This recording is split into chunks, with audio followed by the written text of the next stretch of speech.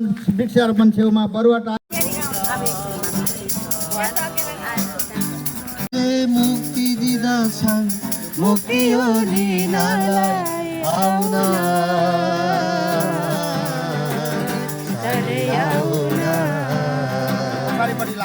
आउन चाँडै आउन कहिले नबसो बिरुवाई कुनै घाइ जान्छ मुख्यारी जीवनले निश्चित कहिले नबसो बिरुवाई कुनै घडी गाजेरै जान्छ मित्र तिमी कहाँ हुन्छौ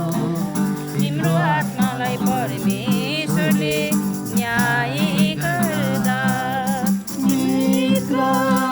तिमी कहाँ हुन्छौ तिम्रो आत्मालाई परमेश्वरले न्याय गर्दा चिन्ता गरी मुक्ति मित्र आज अनन्त राज्यको भागीदार बनिहाला नत्रभरि तिम्रो जीवन शून्यतामा बितिरहन्छ नत्रभरि तिम्रो जीवन शून्यतामा बितिरहन्छ मधुर स्वरले कृष्ण तिमीलाई बोलाउँदैछ चाँडै आउन प्रेमकै कारणले मुक्ति दिँदछन् मुक्ति हो लिनलाई आउन चाँडै आउन आउन चाँडै आउन बहुमूल्य छ कारण कृष्णले यसका निम्ति दान दिएका छन् अनन्त यो मुक्ति मित्र अति नै बहुमूल्य छ कारण कृष्णले यसका निम्ति दान दिएका छन् यही मुक्ति पाउनलाई कृष्णले साथै तिम्रो बाटो हेरिरहेका छन् यही मुक्ति पाउनलाई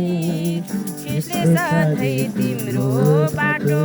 हेरिरहेका छन् बित्दैछ समय पल पल गर्दै मित्र